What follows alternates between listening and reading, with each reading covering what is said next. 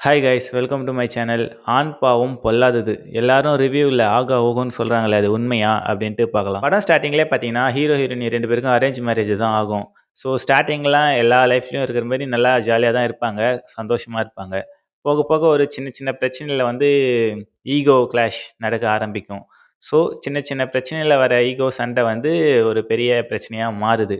பெரிய பிரச்சனையா மாறக்கூட இல்ல. இவங்களா அத வந்து ஒரு பிரச்சனையா அதாவது இந்த படம் என்னன்னு பார்த்தீங்கன்னா, ஓவராலா பாசத்துக்கும், ஈகோவுக்கும் உள்ள சண்ட தாங்க. இதுல ஈகோ வின் பண்ணுச்சா, பாசம் வின் பண்ணுச்சா அப்படின்றது தான் இந்த படத்துடைய கத. இது சொல்லும்போதே உங்களுக்கு தெரிஞ்சிருக்கும், இதுல பாசம் தான் வின் பண்ணும். ஈகோலாம் பெருசா நீடிக்காது அப்படின்ட்டு. ஸோ அந்த மாரி தான் படத்துடைய கிளைமேக்ஸும் இருக்கு. ஹீரோ ரியோராஜ் வந்து அவருடைய ஆக்டிங் வந்து இம்ப்ரூவ்மெண்ட் நல்லாவே தெரியுதுங்க இந்த படத்துல. ஹீரோயினி மாளவிகாவுமே நல்லா போல்ட் அண்ட் நீட்டா நடிச்சிருக்காங்க. பரவால்ல அவங்கள பாராட்டியே ஆகணும் இந்த மாரி கதையில நடிக்கிறதுக்கு. ஏன்னா சில ஹீரோயினிங்கலாம் ஒத்துக்க மாட்டாங்க.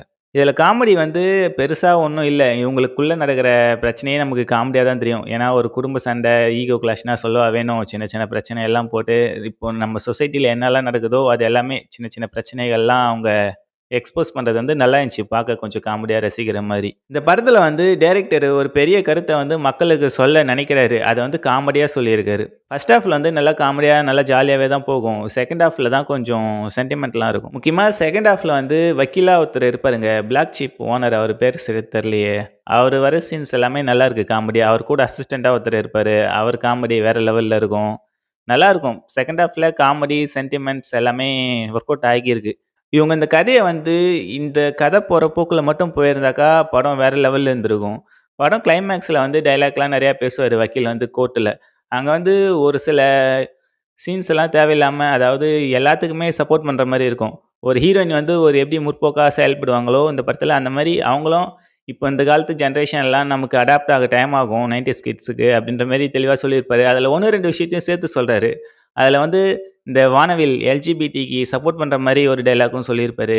அது வந்து எனக்கு ஒரு மாரி இருந்துச்சு. அந்த டயலாக் மட்டும் இல்லாம, அவங்களுக்கு மட்டும் அந்த சப்போர்ட் இல்லாம இருந்திருந்தா, இன்னும் நல்லா இருந்திருக்கும். யார்றா இவன் எல்லாருமே எல்ஜிபிடிக்கு சப்போர்ட் பண்றாங்க. இவன் வந்து சப்போர்ட் பண்ணாம இருக்கானே அப்படின்னு பார்க்குறீங்களா? எல்லாரெல்லாம் சப்போர்ட் பண்ணல.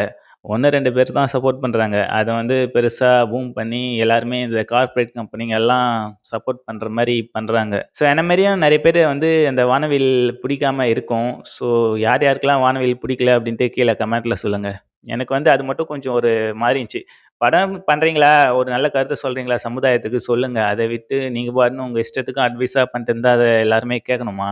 மத்தபடி பார்த்தீங்கன்னா, இந்த படம் வந்து ஓரளவு ஒரு நல்ல காமெடி படம் தாங்க. குடும்பத்தோட எல்லாரும் போய் பார்க்க வேண்டிய படம். எல்லாருக்குமே இந்த சமுதாயத்தில இந்த இப்ப இருக்கிற கரண்ட் ஜெனரேஷனுக்கு வந்து ரொம்ப முக்கியமான கருத்தெல்லாம் சொல்லியிருக்காங்க.